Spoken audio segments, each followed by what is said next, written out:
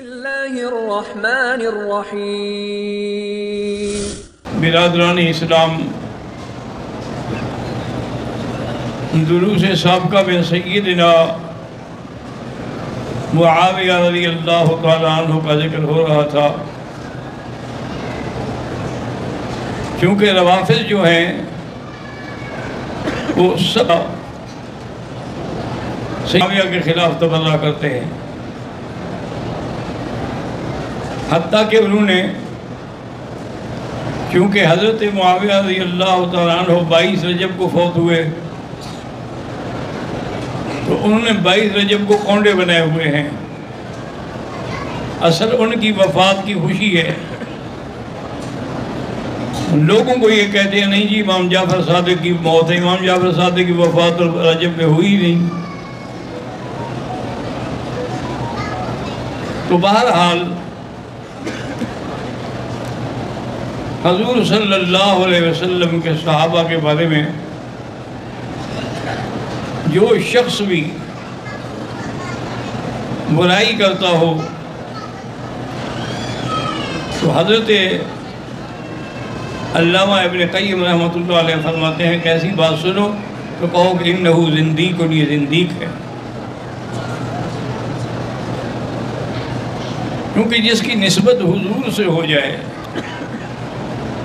حضور صلی اللہ علیہ وسلم کے ہاتھ میں بیعت ہو جائے، حضور کی صحبت نصیب ہو جائے، اس کے بارے میں اگر کوئی آدمی برا کہتا ہے تو اللہ کے نبی وہ کہتا ہے۔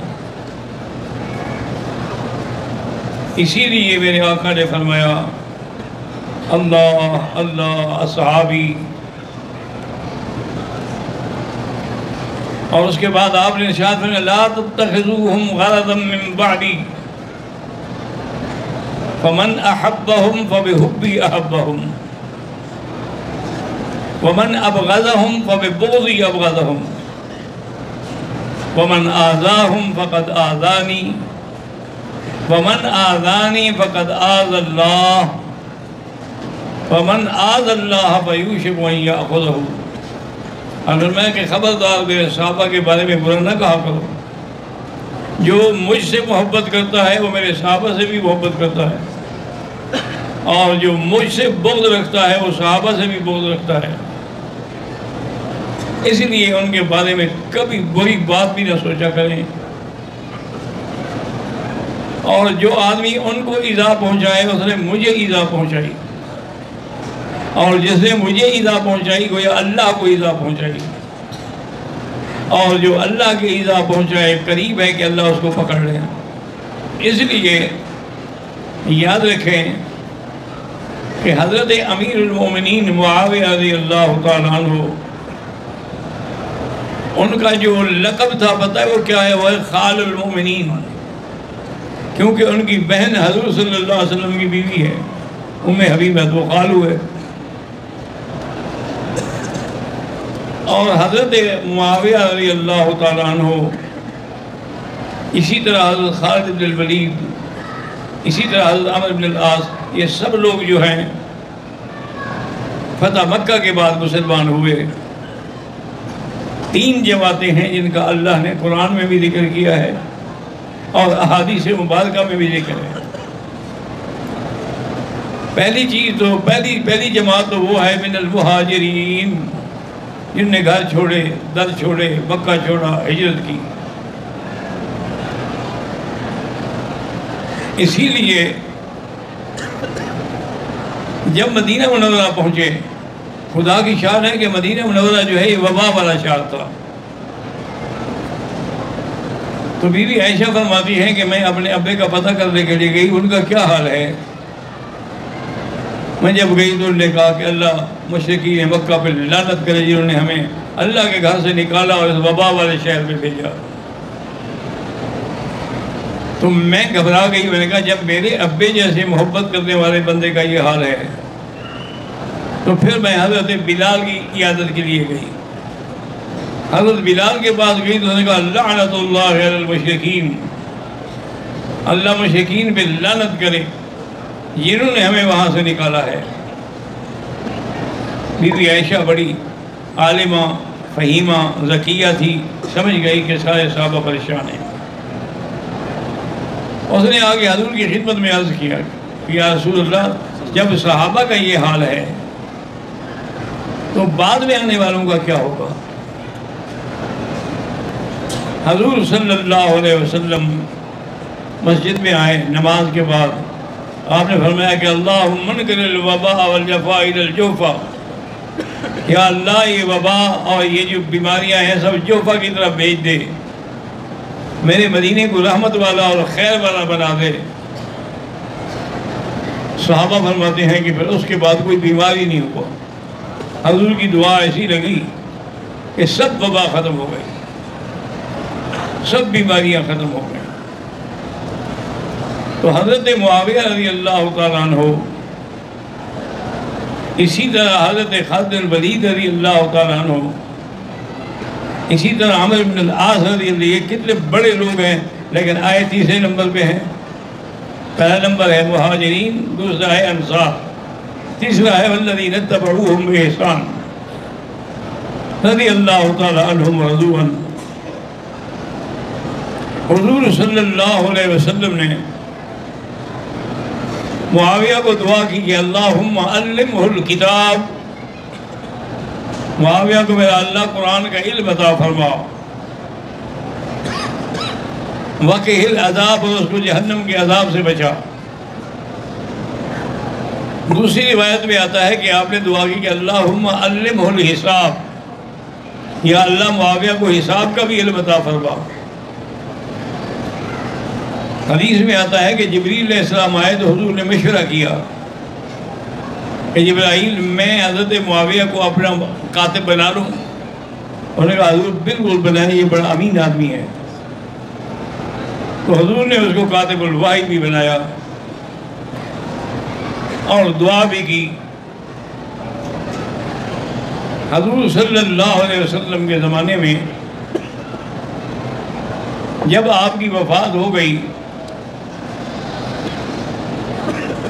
اللہ اکبر، تو مسیلمہ بن الکذاب کے خلاف چڑھائی ہوئی، جو حضور کی زندگی میں آپ نے حضرت اسامہ کو لشکر دے کے بھیجا تھا، لیکن حضور بیمار ہو گئے تو وہ رک گئے، واپس آ گئے کہ حضور کی وفات کا وقت ہے، ہم جنگیں لڑیں۔ جب وفات ہو گئی تو حضرت ابو بکر نے فرمایا اسامہ تم لشکر لے کے جاؤ، جس کام پہ اللہ کے نبی نے بھیجا تھا میں واپس نہیں کر سکتا۔ حضرت عمر نے کہا کہ حضرت حالات درست نہیں ہیں، آپ کی نئی نئی حکومت ہے، اس کو استحکام میں تو آنے دیں، اتنا بڑا لشکر نکل جائے گا تو دشمن کو موقع مل جائے گا۔ اور فرمایا کہ عمر اگر جنگل کے جانور آ کے ابو بکر کی بوٹیاں نکال لیں وہ میں برداشت کرتا ہوں، لیکن حضور کے فرمان کو میں پیچھے نہیں کر سکتا، وہ جائے گا۔ تو حضرت معاویہ بھی اسی لشکر میں تھے۔ مسیلمہ بن الکذاب کو پہلا تیر جو ہے وہ تو وحشی نے مارا ہے، جس نے حضرت حمزہ کو شہید کیا، لیکن اس کے بعد جو ہے تلوار سے قتل حضرت معاویہ نے کیا،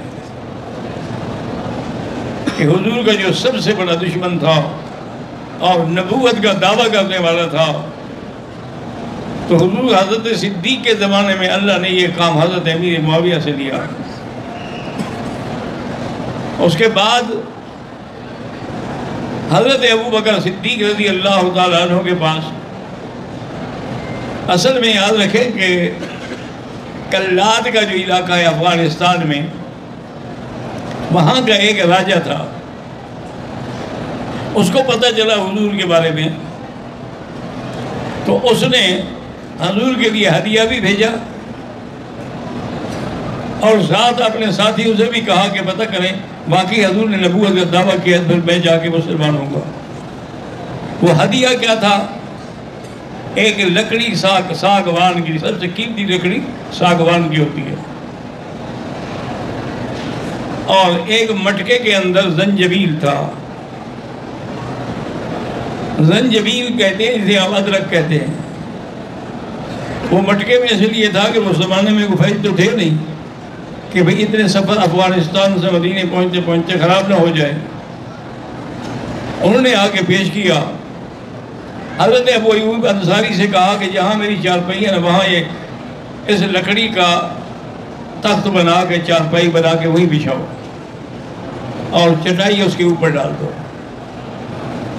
اب اندازہ کریں پھر وہ آیا الحمدللہ مسلمان بھی ہو گیا.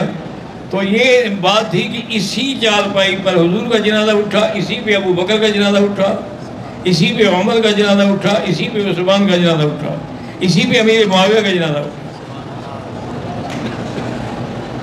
تو ایسے لوگ جن کو اتنی عقیدت ہو, کسی بندے نے آگے کہا معاویہ سے کہ فلاں جگہ پر ایک شخص ہے, اس کا چہرہ جو ہے نا وہ حضور صلی اللہ علیہ وسلم سے ملتا ہے. بڑا دور کی وہ جگہ تھی. حضرت معاویہ نے سفر کیا, وہاں پہنچے, اس کی زیارت کی, اس کے پاس بیٹھے رہے. میں کہا حضرت بھی کہوں گا کوئی کام نہیں, مجھے کہا گیا تھا کہ میں آپ کا چہرہ دیکھوں. بہرحال میرے نبی کا چہرہ اس کا کون مقابلہ کر سکتا ہے, لیکن تھوڑا تھوڑا وہ شابہت ہے آپ کے چہرے میں. اب حضرت عمر کا جب دور ہے تو امیر المومنین حضرت معاویہ رضی اللہ تعالیٰ عنہ نے ان سے اجازت مانگی کہ ہم بیڑا کیوں نہ بنائیں. حضور کی تمنا بھی تھی. جب حضور عبادۃ بن الصامت کے گھر میں لیٹے ہوئے تھے تو آپ کی آنکھ کھلی تو مسکرا رہے تھے. ام ملحان جو بیوی تھی حضرت عبادۃ بن الصامت سے کہا کہ رسول اللہ, اللہ آپ کو مسکراتا رکھے, کیا بات ہے؟ فرمایا کہ میں نے دیکھا ہے ان من امتی یرکبون البحر, میری امت کے کچھ لوگ دریاؤں پہ سواری کر کے جہاد کے لیے جا رہے ہیں, اور اللہ نے فرمایا سب کو بتا دو کہ جب وہ ان کے لیے جنت کا فیصلہ ہو چکا. اور نے کہا یا رسول اللہ میرے لیے بھی دعا کریں, اللہ مجھے بھی ان میں شامل کر لے. اللہم اجعلھا منہم, اللہ ان کو بھی اس میں سے بنا. پھر دوبارہ بھی یہی خواب دیکھا, دوبارہ بھی نے کہا حضور آپ نے کہا پہلے آپ دعا آپ کے لیے ہو چکی ہے, دوبارہ کیا مطلب ہے؟ تو بہرحال حضرت عمر نے بھی ان کو بیڑا بنانے کی اجازت نہ دی. حضرت علی رضی اللہ عنہ کا دور آیا, کیونکہ وہ تو سب کے وزیر تھے نا, پیار تھا آپس میں. حضرت علی سے بھی انہوں نے اجازت مانگی کہ اجازت ہو تو میں بیڑا بناؤں. جب تک ہم بیڑا نہیں بنائیں گے تو کیسر روم کو ہم شکست نہیں دے سکتے. آپ نے فرمایا معاویہ اتنا پیسہ کہاں ہے, بیڑے بنانے میں تو بڑا وقت لگتا ہے. اگر تم ایسے مسائل پیدا کر سکتے ہو تو پھر میں تمہیں اجازت دیتا ہوں کہ بیڑا بناؤ. حضرت معاویہ نے 40,000 اپنی فوج جو تھی وہ جنگلات کاٹنے میں لگا دی کہ جنگلات کاٹو, پھٹے بناتے جاؤ, پھر اسی سے ہم جہاز بنائیں گے. 40,000 آدمی 6 مہینے تک وہ جنگل کاٹتے رہے. اب جب جہاز تیار ہو گیا, بعض علماء نے لکھا ہے کہ ایک تو بڑا بیڑا تھا جو آگے تھا, اس کے پیچھے 50 بیڑے تھے. بعض نے کہا کہ نہیں 70 بیڑے تھے. اسی دوران میں یہ کیسر روم کا علاقہ تھا, کیسریہ, اور وہ کیسریہ کا جو شہر تھا نا وہ اتنا بڑا تھا کہ اس کے اندر 300 بازار تھی اور 1,00,000 فوجی گشت کرتا تھا. حضرت معاویہ رضی اللہ تعالیٰ عنہ نے خلیفہ مکہ سے اجازت مانگی کہ اجازت ہو تو میں کیسے روم کو 2 ہاتھ دکھاؤں. میں نے فرمایا اللہ کے بندے, اس کے بعد تو 1,00,000 فوج ہے, 300 بڑے شہر ہیں, اور میں اس بات کو چھوڑ دیں. جب آدمی اللہ کے لیے لڑتا ہے تو مدد اللہ کی طرف سے آتی ہے. حضرت امیر معاویہ رضی اللہ تعالیٰ عنہ اس لشکر کو لے کے بیڑے کو چل پڑے. اللہ نے ایسی مدد کی کہ وہ اتوار کا دن تھا اور سارے رومی جو تھے وہ اپنے گرجاؤں اور کلیساؤں میں تھے, وہاں اپنی عبادت کر رہے تھے. ایک مسلمان نے بتا دیا کہ فلاں خفیہ راستہ ہے, اگر وہ اختیار کرو تو تم اندر جا سکتے ہو. حضرت معاویہ نے اسی راستے سے اندر پہنچے اور نعرہ تکبیر بلند کیا تو رومی تو پاگل ہو گئے کہ اندر مسلمان کیسے پہنچ گئے.